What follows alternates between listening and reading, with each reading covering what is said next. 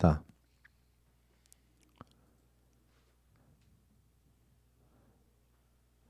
Olá, muito boa noite. Sejam todos muito bem-vindos ao Central Multicast, essa fábrica de cultura, entretenimento e informação. Meu nome é Eduardo Schumacher, sou advogado e empreendedor. Este é o meu podcast, Plano de Negócios. Hoje estou recebendo com muito orgulho aqui uma grande pessoa que eu tenho uma admiração muito especial, um carinho muito especial, que eu não conheço ele de hoje, mas de muitos anos. Foi meu amigo de infância, somos amigos até hoje. E é um empreendedor nato, saiu da área executiva para empreender na área de saúde. Estou recebendo aqui nada mais, nada menos do que meu grande irmão, Guilherme Barros. Seja muito bem-vindo ao meu podcast aí, Guilherme. Muito obrigado, cara. Realmente, eu posso dizer que a recíproca é verdadeira, cara. Tenho uma grande admiração por ti, porque tu, apesar de ter a formação de advogado, é um grande empreendedor. Muito obrigado, cara. Então, A gente vai tentando, né? Como a gente estava falando aqui no offline, erros e acertos, uma hora tu acerta, né? O importante é não desistir, resiliência, disciplina, determinação, porque empreendedorismo exige isso. Porque há muitas dificuldades, né? E mar calmo não faz bom marinheiro. Então, às vezes a gente erra para aprender, para fazer algo melhor. Mas antes da gente falar sobre empreendedorismo, eu queria que tu falasse aqui para quem não te conhece, para quem está nos vendo aqui, está nos assistindo e nos ouvindo, né? Porque a gente também está no Spotify, na plataforma do Spotify, então pode ser que alguém esteja agora ou dirigindo, ou fazendo uma academia, escutando o nosso podcast, querendo um pouco de informação e um pouco de motivação para empreender. Me conta um pouquinho da história do Guilherme, profissional, como é que começou, como é que ele foi para a área executiva. Eu sei que tu foste um empreendedor antes, depois tu foi para a área executiva, voltou a empreender. Nos conta um pouco da tua história aí. vamos lá. Bom, meu começo como empreendedorismo, meu espelho de empreendedorismo foi meu pai. Meu pai foi diretor de uma empresa e quando eu era pequeno, tinha lá 5, 7 anos por aí, o meu pai me levava lá para a empresa no sábado, quando ele tinha reuniões, ia trabalhar, ele me levava e eu ficava brincando lá nas máquinas. Era uma empresa que tinha máquinas e equipamentos para construção civil. E eu ficava brincando lá nos equipamentos, nas empilhadeiras, lá umas jirica que chamava lá, que era um Sim. negócio que fazia cimento e concreto. E aí eu ficava ali brincando e dali eu comecei a gostar desse negócio de empresa e fazer, enfim, de fazer negócio. E aí, logo com 12 anos, ele me deu de presente o livro do Donald Trump. 12 anos, cara. 12 anos. Me Então deu tu o já livro conhece o Donald Trump há bastante há tempo, né? muito tempo. Não vou entregar a idade aqui. Então, não, tem um bom tempo. Foi em 1986, ganhei esse livro. Tá, não vai entregar a idade. Confesso Só vou que... dizer que a gente é contemporâneo, eu tenho 48 anos, Então, tá? não vamos dizer que a gente tem 48, que eu já estou quase fazendo 49 em janeiro. Cara, então eu li o livro, confesso que não li todo o livro, mas li boa parte dele. E aí, enfim, sei um pouco lá da história do Trump, lá do início, que também é um empreendedor nato, né? E dali me despertou essa paixão assim pela administração, pelos negócios, pelas empresas e por como isso se movimenta. Mas sempre, como todo jovem, né, muito sonhador, muito com grandes expectativas.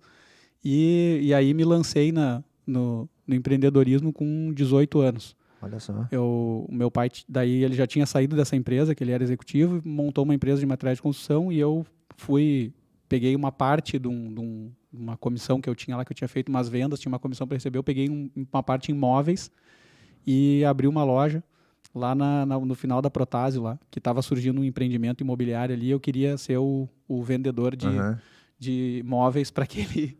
Para aquele empreendimento. Para aquele empreendimento novo que estava surgindo ali. Era um condomínio grande, popular, assim, eram uns móveis populares, então eu achei que tinha tudo a ver e me lancei ali. E aí, assim, estava com grandes expectativas, já estava fazendo meus cálculos ali, na época não era com Excel ainda, que era faz muito tempo, Na né? planilha, né? Na época era na calculadora, já estava fazendo meus cálculos de quanto que eu ia ganhar, e depois de 8 meses ali, eu vi que não era assim.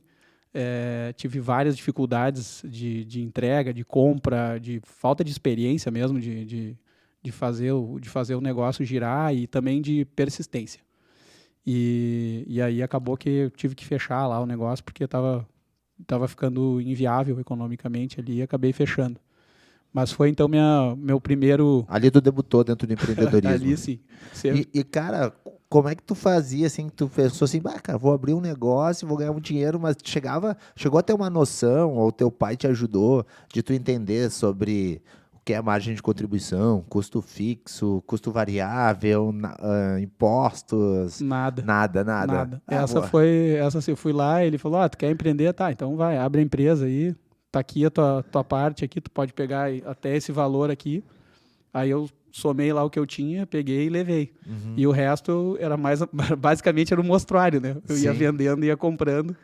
E aí tinha tempo de entrega, que foi um problema, o giro de estoque, essas coisas que eu não entendia nada, né? Na primeira vez que eu fiz o empreendimento. Tem isso ainda, porque era um negócio que tu vendia futuro, né? Tu tinha que ter o estoque ainda. Tinha que comprar, esperar chegar. Tinha que contar que a fábrica também produzisse os móveis para entregar, né? Então, cara, daí esse era o grande desafio que eu não consegui vencer, e por pura falta de experiência e por excesso de otimismo. Que eu estou falando da minha versão lá atrás, mas que isso pode impactar, pode ser também servir como lição aí para mim, serviu e pode servir para as outras pessoas que estão nos escutando aí, né? Que essa questão de quando a gente vai fazer um empreendimento, é necessário ter essa disposição, essa vontade, né? essa questão de essa faísca, né? Essa chispa que a gente fala do empreendimento, mas também é necessário ter um pouco de cautela e ter um mínimo de conhecimento. Claro que se tu for te certificar de tudo, tu não faz nada. É verdade. Né? Então, todo negócio tem risco. E a gente é obrigado a tomar risco quando vai fazer um empreendimento. 100% garantido. Não quer ter risco, vai fazer um concurso, né? Daí o cara não tem risco, né? Daí tem que ser, ou, enfim, partir para a área do funcionalismo, ou trabalhar, ou ser funcionário. E ainda assim tem risco de ser demitido. Sim, aí tem risco. Por isso que eu disse Então, fazer concurso público, daí não tem risco, né? Sem risco, só isso. E, então, eu acho que esse é um ponto importante, né? Na hora de fazer o empreendimento, tu sempre tem que calcular o risco que tu está correndo. Quanto de dinheiro tu está colocando e quais são os fatores que podem te levar ao insucesso. E principalmente se preparar, né? Hoje em dia, naquela época era muito mais difícil tu ter uma preparação, né? Tu fazer obter um preparo, né? Hoje em dia é bem mais factível, porque tem muito mais possibilidades de aprendizado, né?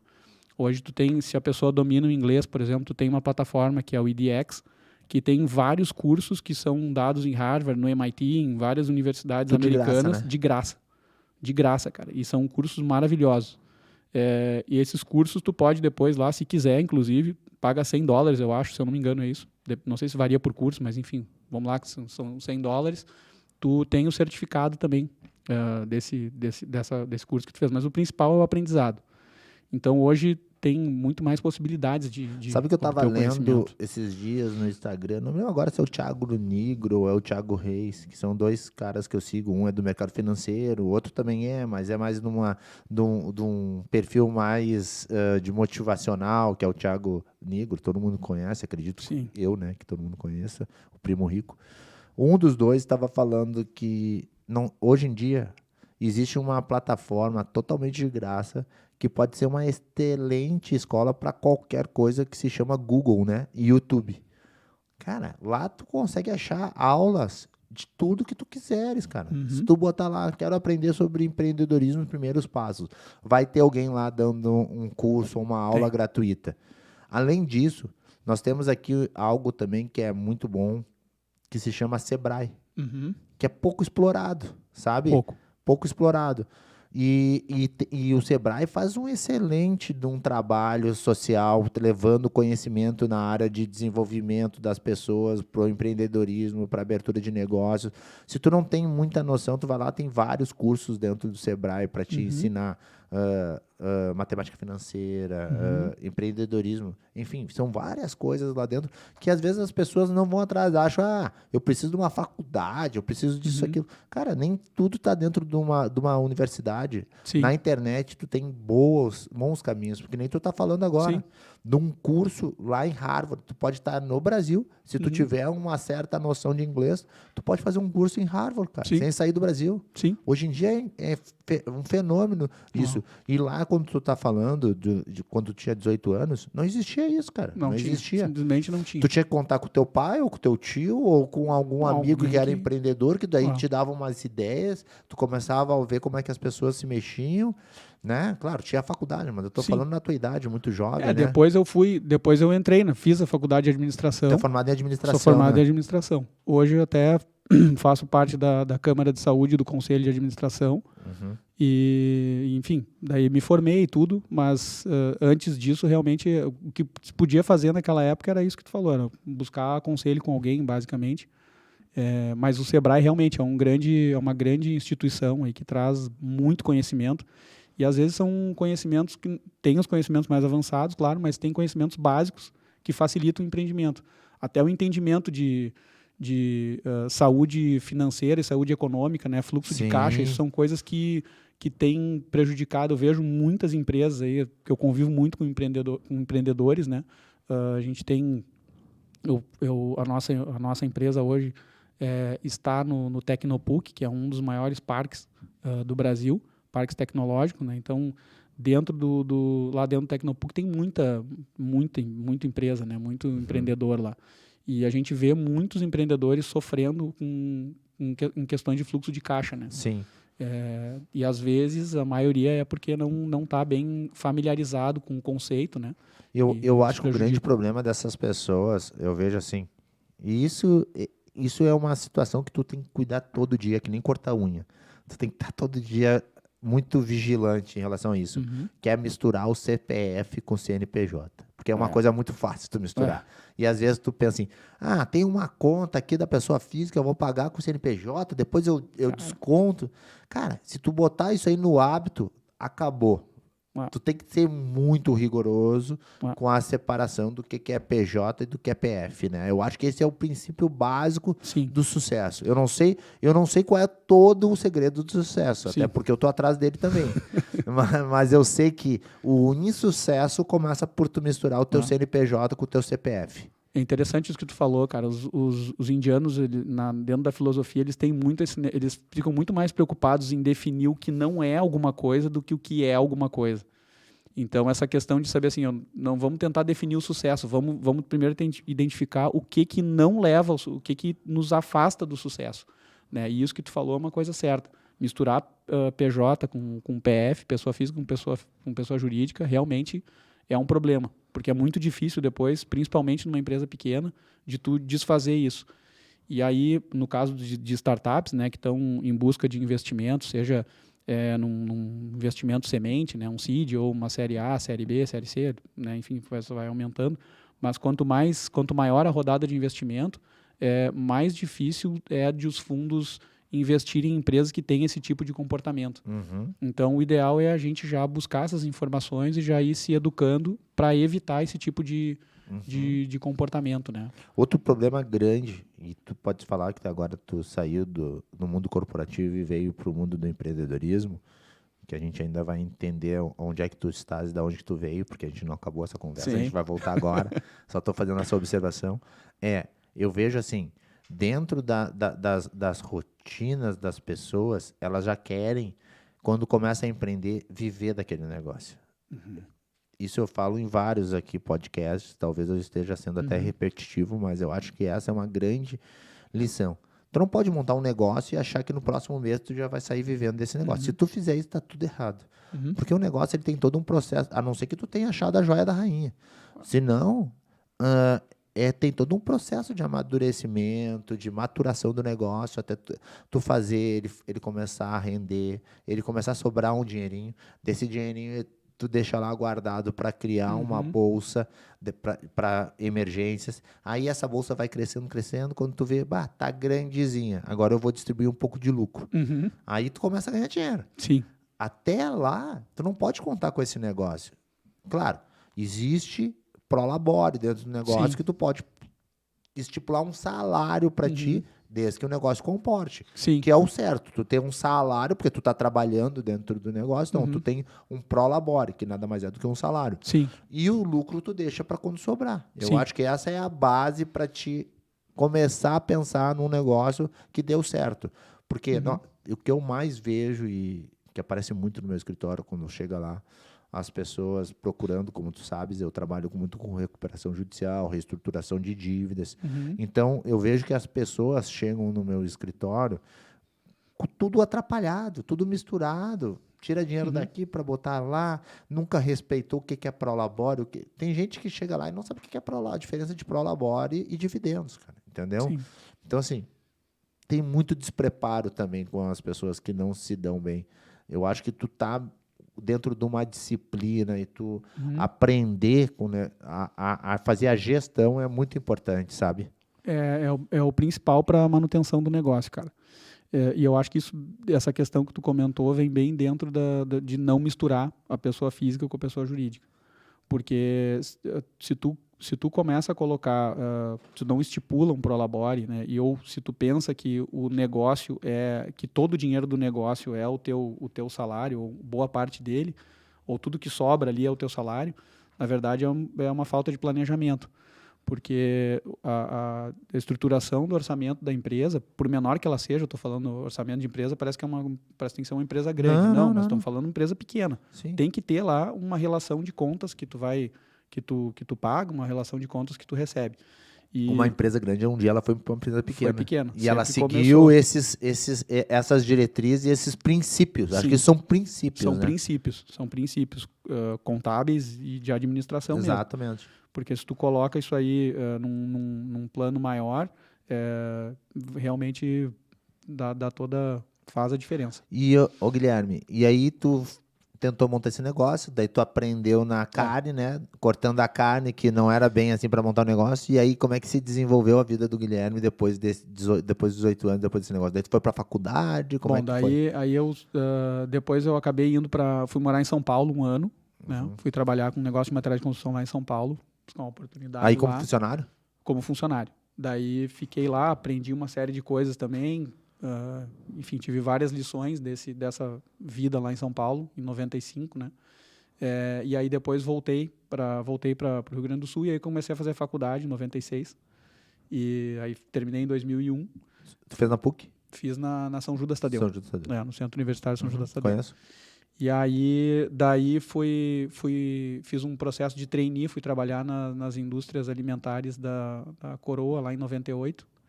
E daí fiquei como supervisor de vendas e ali também teve um desafio porque nem sempre tu precisa ser para tu ser empreendedor, tu precisa ter o teu negócio. Muitas vezes tu pode ser empreendedor dentro da empresa que tu já trabalha. Já é uma forma de exercitar isso, inclusive. Eu, quando estava lá, quando eu terminei o processo de trainee, eu ia assumir um cargo lá de supervisão de vendas. Tinha 24 anos na época. E aí o pessoal disse, olha, isso foi segunda-feira tu vai assumir. Quando chegou na segunda-feira, o pessoal disse assim, a gente rescindiu o contrato com o distribuidor e agora a gente vai fazer a distribuição própria aqui na Porto Alegre, Grande Porto Alegre. Cara, e aí eu tive que reestruturar junto com o pessoal, é óbvio, mas eu tive que liderar a contratação de pessoas, tive que fazer uma série de ações, assim, como se o negócio fosse meu, entendeu? Então, ali também já foi uma forma de exercitar o empreendedorismo também. Então, acho que isso aí às vezes o pessoal está com um plano, né? Estou querendo sair, estou querendo fazer alguma coisa. Aproveita a oportunidade que tu tem, te sente dono e vê como é que tu reagiria, né? Eu treinei muito minha cabeça nos últimos 20 anos. Daí depois eu acabei saindo dessa empresa, daí que eu comecei na área de tecnologia, foi em 2001, quando eu entrei na MV, que é a maior empresa de sistemas para saúde do Brasil e da América Latina. Quando saiu dessa empresa, então, de alimentos, já entrou na MRV, né? MV. Na MV. Já entrei direto na MV. E aí, enfim, daí comecei lá para desenvolver, para fazer a expansão de mercado da MV, que era uma empresa pequena, naquela época faturava, acho que, se eu não me engano, era 1 milhão por mês, tinha 3 unidades no Brasil e tinha, acho que, 150 funcionários, mais ou menos isso. Quando eu saí, tinha 2.000 funcionários, tinha mais de 16 empresas, era um grupo de empresas, né, faturando mais de 300 milhões por ano. E tinha uns 12 escritórios no Brasil. Bah. Então, foi bem... Um mercado extremamente pioneiro dela, assim, na área de software para hospitais, exclusivamente para hospitais. E depois foi ampliando, né? Foi ficando para operadoras de saúde, para empresas de diagnóstico por imagem, enfim, foi crescendo. Eu fui crescendo junto. Mas sempre tinha um link dentro da empresa. Tudo com saúde. Tudo com saúde. Sempre a ver achando com soluções para empresas que trabalham na área da saúde. Seja hospital ou seja plano de saúde, é isso que a MV faz até hoje. E aí enfim, eu fiquei 20 anos, que é até o ano passado, né? 20 anos, cara. 20 anos. Desenvolveu bem a empresa, né? Tu ajudou a empresa. Tu era como se tu fosse quase sócio, né? 20 anos então, o cara desenvolve. Eu fiquei com a minha cabeça era. Eu sempre pensava assim, cara, se eu fosse o dono, o que eu faria, entendeu? Sempre pensei isso. Por isso que eu falei aquela hora que a gente não. Quem quer exercitar o empreendedorismo e às vezes está como funcionário, procura exercitar no dia, né? Então, se tu tá ali fazendo uma atividade, daí alguém te chamou para tomar um cafezinho, vai lá, quando tu tá no meio do cafezinho, pensa, poxa, se eu fosse o dono, eu ficaria aqui parado? Provavelmente não, né? Eu estaria correndo atrás, vendo o que precisa fazer, né? O que eu tô em atividade pendente para entregar mais rápido o serviço, ou, enfim, o produto. Então, acho que isso também para quem está empregado e de repente está pensando em sair, fazer um empreendimento, vai exercitando esse tipo de coisa, porque ali na frente vai precisar. Perfeito, porque não adianta, tu não acha que tu vai sair do mundo corporativo e vai empreender que deu. Agora já sei tudo, vou começar. Não, tu tem que estar exercitando as boas práticas de empreendedorismo, né? Para quando tu tiveres teu negócio, tu executar também para ti. Sim. E eu acho que também faz sentido o que tu tá falando. No momento em que tu tá trabalhando para alguém, cara, tu tem que sempre te dar o teu melhor. Seja para o outro ou seja para ti. Sim. Se tu tem aquela possibilidade de trabalhar para outro, seja o teu melhor. Se tu vai trabalhar para ti, seja o teu melhor. E eu acho que é isso que tu fazia lá dentro. Aí. Então, tu incorporou a empresa como se fosse tua. Sim. Acho que essa é o diferencial quando tu trabalha para alguém, né? Também, né? Sim. E isso tem uma psicóloga eu não me lembro se é de Harvard, mas eu acho que é, tá? A Angela Duckworth. Podem procurar. E depois ela fala sobre grit, que em inglês é grão, mas não é a tradução que eles deram para isso é outra. Eles deram como determinação que uma pessoa que é gritty, uma pessoa que tem esse grit, ela tem determinação e perseverança. Essas são as características das pessoas que fazem sucesso. Isso é o que, basicamente, ela estudou lá nesses estudos que ela conduziu lá em 2008, 2009, era com crianças e ela começou a ver que as crianças, muitas tinham um bom desempenho futuro, né? Independente de ter tido... Ela acompanhou por muito tempo, né? Então, ela viu que algumas crianças não tinham bom desempenho escolar, mas como elas tinham esse grit, elas acabavam se desempenhando bem depois na vida profissional. Então começou a estudar, ver, por isso que a gente vê, às vezes, ali vários nomes reconhecidos no mundo de empreendedorismo que acabaram desistindo da faculdade na metade do caminho. Né? Steve Jobs, Bill Gates, e tem vários outros, né? O que não estou dizendo aqui que não é importante a faculdade, pelo contrário. Mas que só isso talvez não resolva, entendeu? Para empreender um negócio, fazer ele funcionar. E agora vamos chegar onde o Guilherme está dentro do empreendedorismo. Aí o Guilherme na MV lá há 20 anos trabalhando, chegou uma hora assim, tá na hora de eu começar a trabalhar para mim, né? Alguma coisa assim que passou pela cabeça, como é que foi a difícil decisão de sair do mundo corporativo, bem estabilizado, com um bom emprego, um bom salário, devia ter uns bons dividendos no final do ano. Então, daí do nada eu penso assim, cara, agora eu vou começar a trabalhar para mim, vou pular de paraquedas aqui e vou construir esse meu paraquedas na minha queda. Quero ver se eu chego lá embaixo vivo. Empreendedorismo é isso, né? É bem por aí. É bem por aí, né? Bem por aí. Então, assim, é uma ideia que eu comecei a formar há mais tempo, né? E aí, dentro daquilo que tu falou, para não misturar, enfim, pessoa física com pessoa jurídica e tal, a gente tu vai fazendo tu tem que preparar preparar a estrada que tu vai rodar, né? Então, escolher um bom parceiro, ou se tu for fazer um empreendimento sozinho, escolher um bom mercado, analisar o mercado antes, né? Então, eu decidi investir num mercado que eu conheço, que é o mercado de tecnologia para a saúde, né, investir num gap, num campo de atuação de tecnologia para a saúde que tem pouca concorrência, ou que a concorrência é mais restrita, então que a gente domina e que conseguiria fazer uma melhor penetração de mercado, né, mais vendas. Então, por isso que eu fui para a área continuei na área de tecnologia para a saúde, né, sem concorrer com a empresa que eu trabalhava, porque não são produtos diferentes, né? E Se complementam? se complementam. Eles se integram, né? Na verdade, o que a gente faz hoje é a interoperabilidade de dados clínicos, é a integração de dois sistemas diferentes com dados clínicos, dados de prontuário eletrônico. Basicamente, assim, hoje cada um de nós, quando vai no médico, tu tem que levar os teus exames, tem que levar todas as tuas coisas, todas as tuas informações, tu tem que levar para poder mostrar. O que a gente está querendo fazer e está construindo já com alguns hospitais para que o paciente possa ter essas informações na palma da sua mão e o médico possa consultar isso de uma forma centralizada. Então, essa é uma revolução que deve chegar aí, e isso tem desdobramento depois em toda a cadeia de saúde, né? Para as operadoras, pode fazer até diminuir os custos de um plano de saúde. Sim, e até de um seguro de vida, né?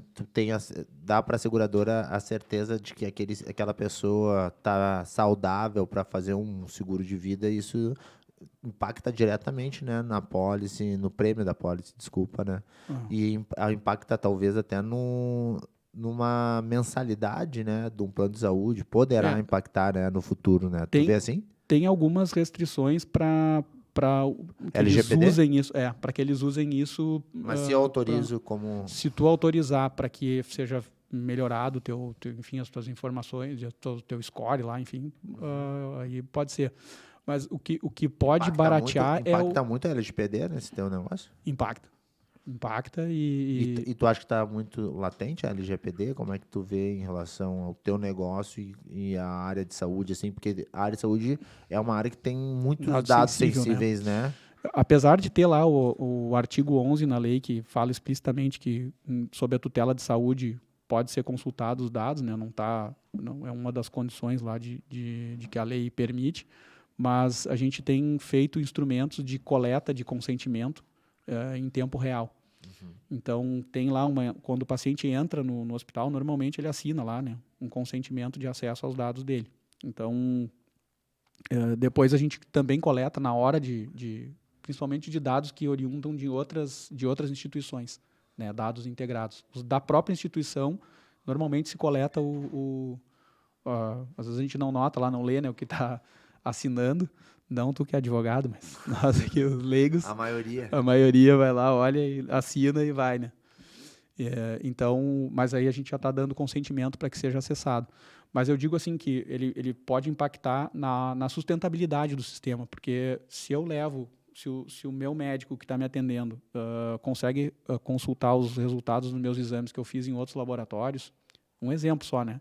Ele não... Teoricamente, se for pelo mesmo episódio, os exames tiverem validade ainda, ele não precisaria repetir, solicitar novamente esses exames. Então, isso, com certeza, diminui o custo do sistema. E aí, com isso, em teoria, né, diminuindo o custo de todo o sistema de saúde, ou tu atende mais pessoas com o mesmo orçamento, ou tu diminui o número de orçamento para atender o mesmo número de pessoas, né? Sim. E como é que foi essa transformação, quando tu saiu do mundo corporativo, tu te preparou já para sair, ou tu saiu do mundo corporativo e aí disse, agora eu vou entrar aqui nesse empreendedorismo, vou ver o que vai acontecer, ou não? Foi uma transição mais tranquila? Explica para os nossos ouvintes e espectadores aqui como é que se dá essa decisão, que deve ter te tirado muitas noites de sono, né? Muitas antes e principalmente depois. Eu imagino. Porque depois que tu tá em queda livre... Daí não tem escolha, ou tu faz esse paraquedas funcionar, ou não tem outra, né? Ou tu vira a noite ali costurando, vira a noite enquanto tá caindo, né? Tu fica o tempo inteiro ali, deixa de comer para costurar o paraquedas, porque tu sabe que senão vai te espatifar no chão. Então, e é bem assim mesmo. E os obstáculos, eles aparecem, né? Eles surgem do nada. Então, a gente, por mais preparo que tenha, por mais... enfim, mas o preparo emocional, eu diria que é o grande que é o grande X da questão. Até mais que o técnico. Porque o técnico, tu pode... enfim, tu pode estar ali preparado tecnicamente, mas tem coisas que acontecem fora da linha, entendeu? Então, e essas coisas é que tu precisa saber lidar, né? Tem coisas, tu tá esperando que tá tudo certo com um determinado negócio e no momento X lá acontece alguma coisa e uma pessoa te diz que não vai dar daquele jeito que era e aquilo que tu estava esperando entregar, principalmente tecnologia, que são os projetos, né? Tu não vai conseguir entregar no prazo e não vai receber no prazo. Se tu não receber no prazo, obviamente, tu tem os teus compromissos lá, o teu fluxo de caixa vai por água abaixo, né? Então, essas são as coisas que... E aí tu precisa ter o emocional, porque se tu não tiver, tu vai...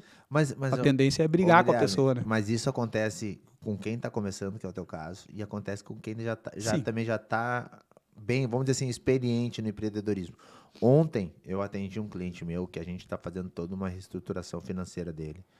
É uma indústria, e essa indústria andou muito mal. A gente conseguiu implementar alguns processos lá dentro, fizemos uma reformulação e ela começou a voltar a respirar. Então, de voltar a respirar, ela começou a tirar os olhos de dentro da água, conseguiu tirar o nariz, tirar a boca, tirou um pouco dos ombros, então ela já estava quase nadando. Super bem está indo a empresa assim, nessa reestruturação.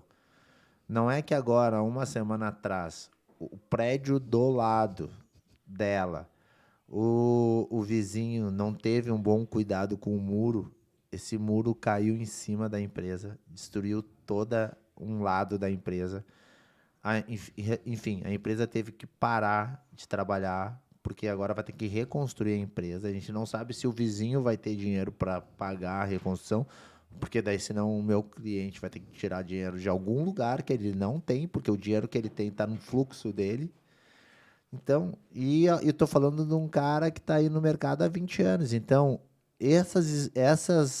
vamos dizer assim, essas surpresas aparecem tanto para o principiante quanto para o experiente, entendeu? Mas aí que entra a tua cabeça, a tua fórmula, achar um caminho para resolver esses tipos de dificuldades com a queda do avião. E tu tentando achar. Não tenho esse fio para paraquedas, mas eu posso puxar outro. Esses dias eu gosto muito dessa... Só um pouquinho, eu acho que caiu aqui o meu fio aqui. O teu ou o meu? Não sei, o meu tá dando um barulho. O meu também. Já arrumei.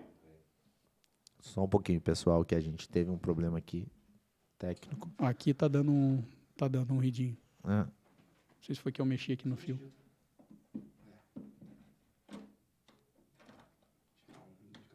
Ótimo.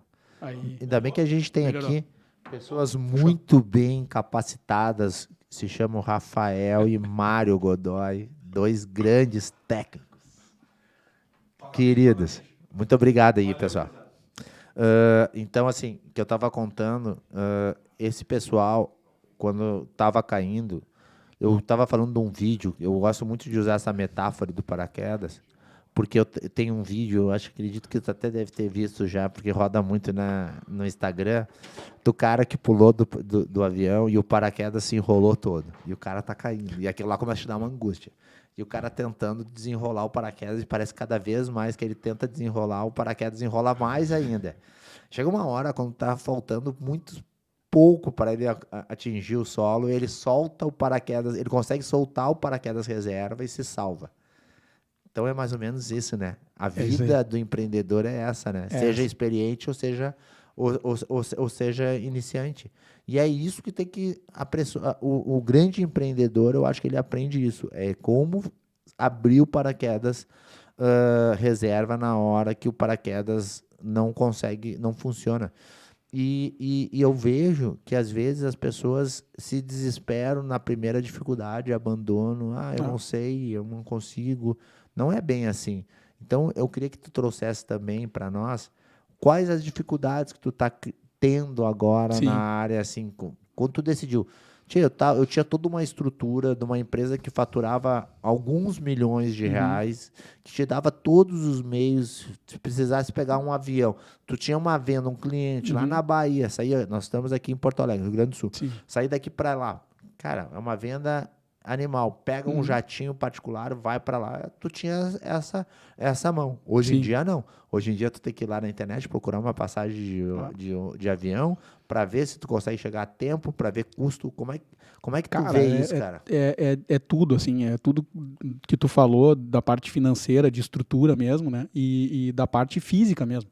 Porque hoje, eu digo assim, eu tenho que ligar para as pessoas, marcar as reuniões, agendar as reuniões, registrar as reuniões que eu faço, né? Eu tenho que fazer as reuniões, obviamente. Registro as reuniões, faço os encaminhamentos e depois tem que fazer o follow-up, entendeu? E depois, se o negócio avança, né, eu tenho que fazer todo o acompanhamento. Eu mesmo, enfim, vejo com o pessoal de contrato e vou tocando. Mas esse realmente tem toda essa parte que a gente tem que fazer e tu tá acostumado com toda a estrutura e não tem mais, né? Agora é tudo, eu brinco ali com o negócio do futebol, né? Tu tem que bater o escanteio e correr lá na área para cabecear. Perfeito, cara. Porque Perfeito. praticamente equipe. Mas agora tu tá trabalhando para ti, né? Isso também é libertador, né? Tem um...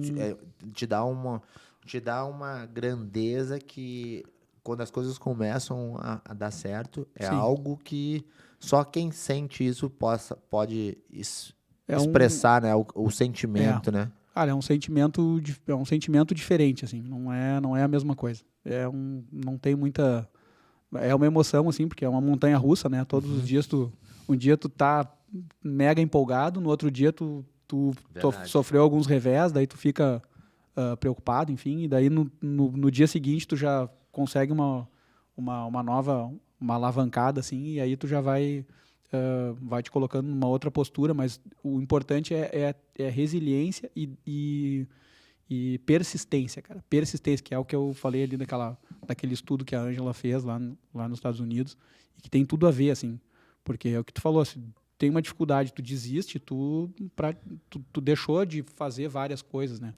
E se a gente olha, tem vários exemplos no esporte de pessoas que tiveram vários fracassos para conseguir chegar em algum lugar no negócio que estavam E esse eu acho que é o mais difícil, né? Seja para empreender, seja para investimentos, seja no esporte, a persistência é uma situação bem complexa, né? Parece uma coisa muito simples, parece que a gente tá falando o óbvio aqui. Mas não é tão óbvio assim, cara. Não é, cara. Tão óbvio, cara. É que no dia a dia acaba não ficando óbvio, né? Porque tu fica com aquela expectativa lá que eu tinha quando eu tinha 18 anos lá, de que não, vou fazer aqui meu negócio, tô com a minha empresa, agora é só tirar nota e mandar, e cobrar, e receber, pagar aqui, vou ficar com tanto.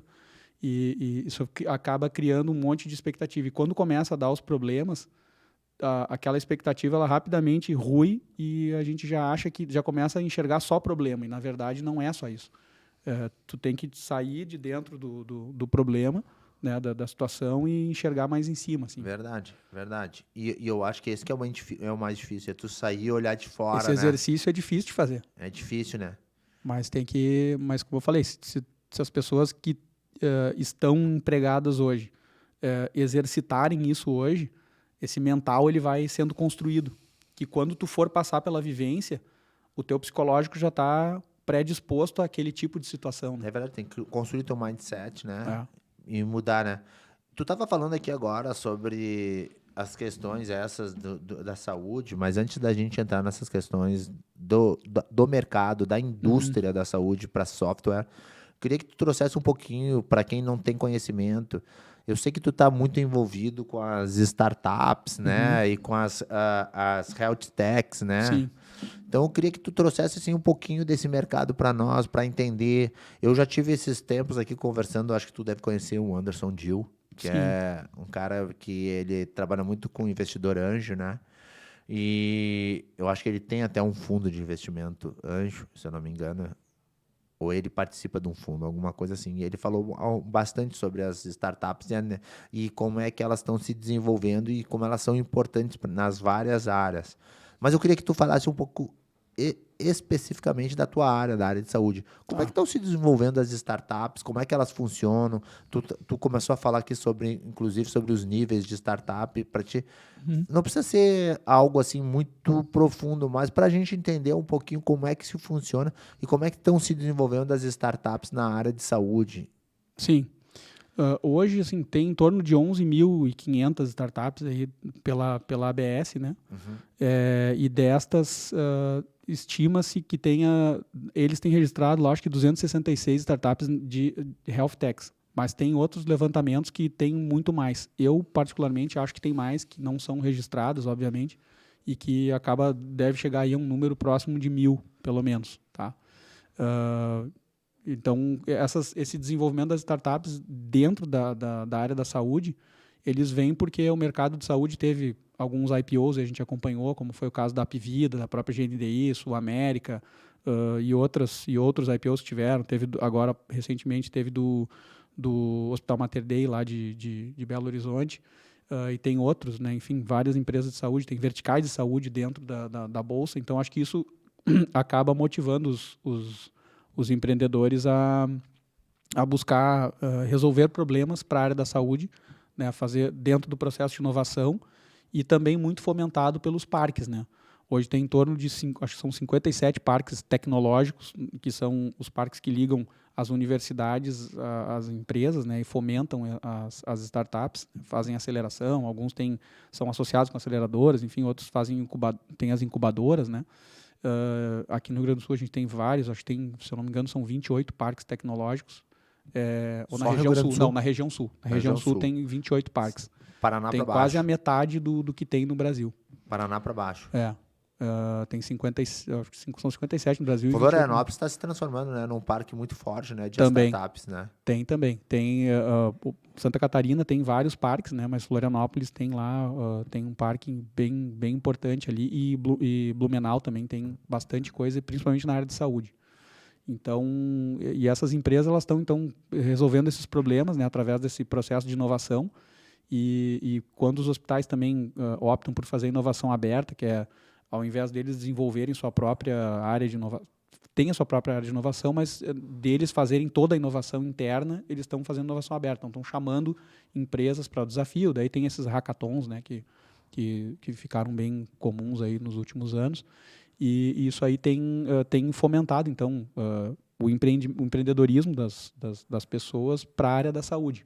Né? Então, acho que esse boom econômico que deu na área da saúde, e claro que as fintechs sempre foram as líderes, inclusive na área de investimento, né? Quem mais recebe investimento são as fintechs, né?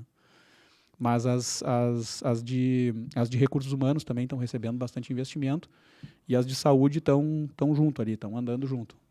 Não é tão forte como essas, mas tem. Por quê, cara? Se saúde é uma coisa perene, eu sempre vejo investimentos, principalmente, por exemplo, eu tenho alguns investimentos na bolsa, eu sempre procuro empresas que são perenes, que vão se perpetuar ao longo da minha existência. Pelo menos eu tento achar algo nessa linha. Na saúde são perenes, porque todo mundo vai precisar de saúde, todo mundo vai precisar de um plano, todo mundo vai precisar de um seguro, todo mundo vai precisar, que nem tu falaste agora, que tu está desenvolvendo a questão dos exames, de dados dentro da área de saúde. Por que a saúde não é tão premiada assim pelos investidores? Então, acho que são pelo menos um fator assim rápido que eu identifico, que eu já pensei nisso, assim, era a questão de que tem uma complexidade aí na saúde, né? Hoje tu pensar em num aplicativo com meio de pagamento que tem alguma coisa a ver com a área financeira é relativamente mais simples de tu te familiarizar com a ideia. Não quer dizer que operar um negócio seja mais simples. Entendi.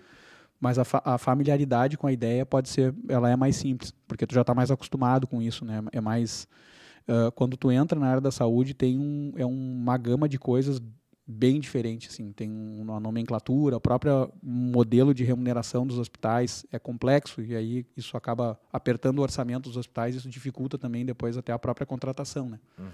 Então tem um caminho, acho que talvez por dúvida ou por desconhecimento da grande maioria, acaba ficando um pouco receoso de entrar na área da saúde. Mas tem muita oportunidade, tá? Como os outros mercados também, mas na área da saúde tem muita oportunidade, porque a área da saúde, historicamente, ela anda atrás da indústria e dos bancos. Quem sempre está na frente são os bancos, né? Os bancos estão sempre os que mais investem. Depois a indústria, né? Ou quase que junto, assim. Antigamente ainda tinha um espaço um pouco maior, mas estou falando aí da década de 70, 80, né? Os bancos arrancaram lá, a revolução digital começou lá em 1980, né? Quando começaram com os terminais eletrônicos, cartão magnético, saque em banco 24 horas. Isso aí foi lá atrás, né? A Sim, automação bancária sim, começou sim, ali. sim. Depois a indústria fez essa revolução também. E com as plataformas E de, tu de acha que tá EDI e chegando isso tal. na saúde agora? A saúde começou tem uns 15 anos aí, assim, começou, só que ela começou com a base, né? Que foi a implantação de dos sistemas ERP, né? Aham. Que era uma das coisas que eu vendia lá. E aí agora está fazendo a transformação digital da saúde, né? Aham. É isso que está acontecendo. Porque hoje em dia, se tu pegar, por exemplo, a questão da pandemia que veio, que difundiu mais a questão da teleconsulta, Uhum, por exemplo, uma coisa talvez simples, mas não é tão simples assim uma sim, teleconsulta, né? As pessoas começaram a ter uma maior tranquilidade com a teleconsulta, tipo assim, antes da pandemia, o cara me falasse que ia me atender pelo celular, eu ia dizer que médico é esse, cara, que vai me atender pelo celular. No meio da pandemia, eu tive que ser atendido sim, pelo celular e não tive nenhum problema. sim. E agora, por exemplo, assim, que nem tu disse, tu está desenvolvendo soluções para exames. Tem um médico que eu gosto muito. E eu tô lá em Londres Hum, e esse médico está em Porto Alegre. E eu tenho meus exames. Se ele me atender lá de Londres e ele tiver acesso aos meus exames, está tudo certo. Porque hoje em bom, dia tu vai no médico, nada mais é, claro. Tô falando de de uma modo forma geral, sim. geral. O médico chega no médico, o que acontece quando eu vou no médico? Ele me pergunta algumas coisas que eu tenho. Tem assim, Uhum, tá. Faz esse tipo de exame, esse e volta aqui. uhum, O cara nem toca em mim sim, praticamente, cara, hoje em dia, para sim, muitas coisas. Claro, tô sim, falando de uma forma geral, sim. né?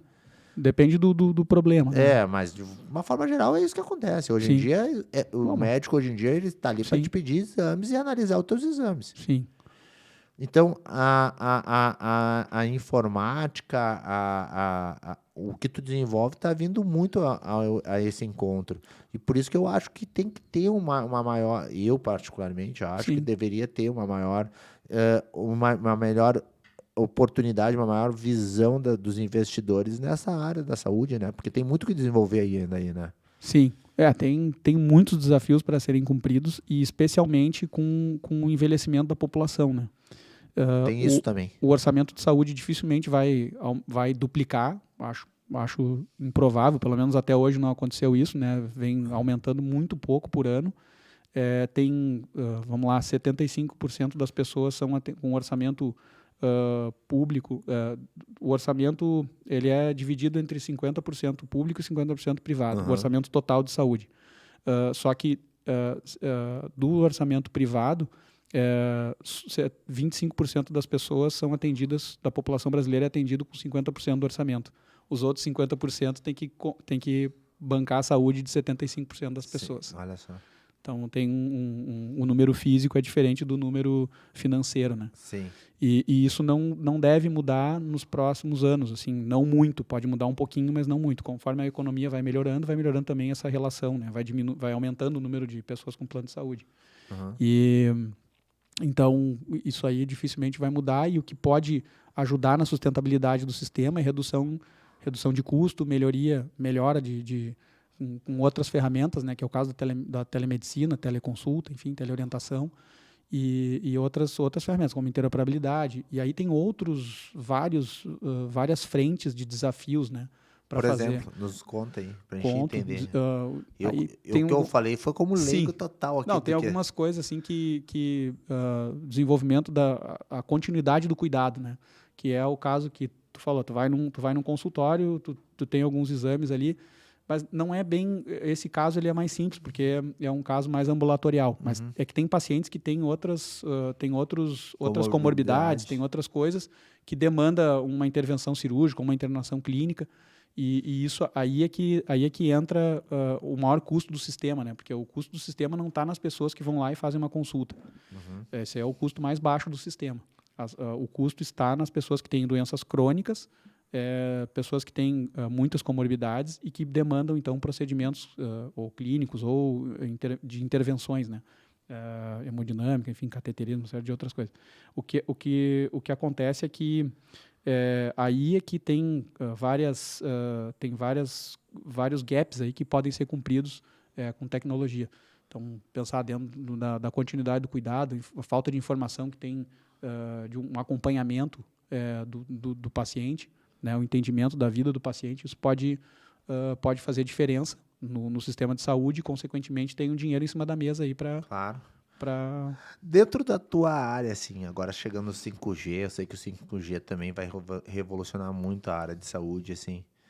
Nos dá uma dica, assim, por exemplo, assim, que tu acha assim, Schumacher, isso aqui vai mudar total, assim, a nossa vida na área de saúde, ou assim, ó, que tu acha que poderia mudar, algo assim cara, tipo assim, um carro voador, sei que não vai ter, né, assim, mas algo assim, nessa linha, assim. Sim. O que tu acha que com o 5G e com a tecnologia, algo que possa, assim, fazer uma revolução na nossa vida para levar a gente a viver aí 100, 150? Existe, a tecnologia tá pensando nisso? Ela tá, Tá, cara. tá? Tá, principalmente a parte de genética, tá? Eu te confesso que eu já ouvi falar, mas não conheço muito, porque Sim.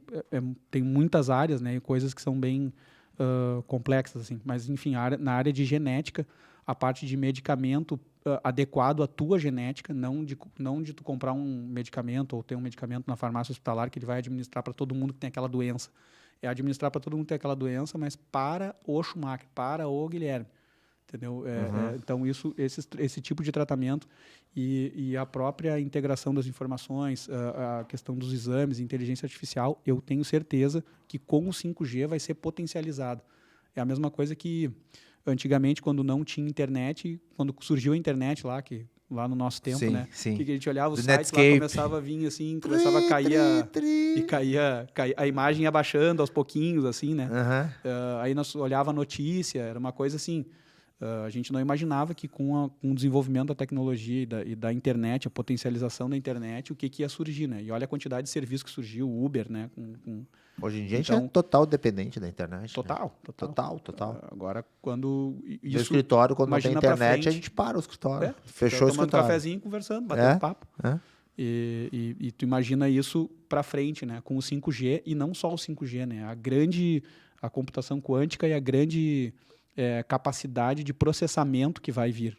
Né? Então isso vai mudar o tabuleiro e as regras do jogo. Então isso eu acho que é um grande... Isso com certeza vai acontecer. E é nessa área que tu tá tentando trabalhar e desenvolver teu negócio. É isso aí. A gente está mirando, a gente está construindo uma base para que quando chegar nesse ponto, né, que não falta muito, a gente possa transitar dado muito rápido, com 100% de conectividade, ou seja, não vai ter falha, né, e com grande capacidade computacional, porque daí o celular fica só um receptor, né? Ele não precisa ter grande capacidade, a capacidade está toda nas nuvens. Né? Que grande desafio vocês têm, hein? É gigante. Gigante, né? Tu não tá construindo, vamos lá, alguma coisa que já está no mercado para vender, ou alguma coisa, sapato, sei lá. Tu está construindo algo diferente e as pessoas têm que sentir isso, necessidade em relação a isso, né? Muda muito, né? É um grande desafio. Tem o lado bom e tem o peso, né?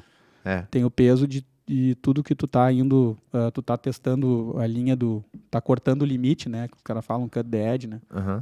Quando tu tá extrapolando o limite das coisas, tu tá desbravando mais coisas, porque pouca gente foi, então o caminho é mais complicado. Complicado, mas também pode ter muito mais retorno, né? Se der tudo certo. Sim. E vai dar. Vai dar. Eu quero te pedir aqui, quando a gente chega ao final aqui do nosso bate-papo, que passou muito rápido, né? 1 hora a gente nem sente que passa, já passou 1 hora que a gente conversando. Mas eu gosto de perguntar assim, o que tu daria de dica para o cara que está nos vendo aqui, que está pensando em empreender também, sair lá da empresa dele, que ele está há 20 anos trabalhando e ele quer começar a trabalhar para ele. Ele trabalhou muito para os outros, fez uma grande carreira, mas agora ele quer trabalhar para ele, que foi teu caso. O que tu daria de dica? Qual é a tua mensagem para essa pessoa? Diria assim, 3 palavras. Persistência, determinação, persistência e preparo. Te prepara. Seja determinado e persistente, porque as dificuldades vão surgir. Não é assim, será que vai ter dificuldade? Não, vai ter dificuldade. A questão é quantas e qual o tamanho das dificuldades. Mas então esteja preparado. Esteja preparado porque isso vai acontecer. Não tenha dúvida. Sensacional. Eu acho que tá muito bem falado. Eu acho que eu assino embaixo junto contigo aí nessa mensagem. Isso aí vai ficar de equilíbrio, né? Com aquela expectativa que o cara tem, aquela planilha que ele faz linda, que no final do ano dá milhões de lucro. Isso aí, aquela que tu fez com Aí 18 anos, né? É essa aí. Essa aí, né? Queria que tu deixasse aqui também os teus contatos da tua empresa, dos teus negócios. Como é que o pessoal te acha na internet ou te acha... Certeza. Então, lá é @gsb_barros no Instagram. O da empresa é @sisquales_tecnologia. Sisquales. Sisquales_tecnologia. S-I-S? SS. SS Quales Tecnologia. E, enfim... No LinkedIn também te acha pelo Guilherme Barros. Guilherme Barros. Se procurar Sisquales Tecnologia, daí vai Sim. me encontra, porque pode ser que Guilherme Barros é um nome muito comum, então vai ter vários. Mas acho que encontra aí, não tem grande dificuldade. Amigo, qualquer coisa, comenta aí no nosso podcast. Acho que a gente responde, a gente vai estar bem atento ali. A gente dá um jeito. E eu quero te agradecer muito o teu tempo aqui, essa aula que tu passou aqui para nós, de vivência, de experiência, as palavras. Foi muito bom te receber aqui no meu programa. O programa está sempre aberto. Aqui, acho que a gente vai trazer aqui tu tem que tu faz um programa social na área de empreendedorismo, né? Sim. Que a gente vai trazer o pessoal aqui para bater um papo com eles ainda. Eu quero que tu esteja junto aqui na mesa, tá? Vai ser uma honra, cara. Vai ser uma honra. O pessoal vai adorar conhecer. Que é um trabalho maravilhoso. Qual é o trabalho mesmo? É o Instituto Acendendo Mentes. Instituto que atende crianças de 10 a 18 anos de comunidades carentes, e eles estão preparando essas adolescentes, né, pré-adolescentes e adolescentes para o empreendedorismo. Então, eles têm várias iniciativas, são coisas maravilhosas, e eu tenho certeza que o teu público vai amar ver isso aí. Não, eu quero sem dúvida. É de encher os olhos, cara, brilhar os olhos. A gente vai trazer eles sem dúvida aqui. E quero agradecer vocês da nossa audiência que estiveram até aqui conosco. Se tu gostaste do papo, te identificou e quer compartilhar, por favor, compartilha com teus amigos, curte a nossa página. Nós estamos aqui no YouTube e também no Spotify. Agradeço a tua presença aqui na Central Multicast e até a próxima terça. Tchau, um abraço. Um abraço.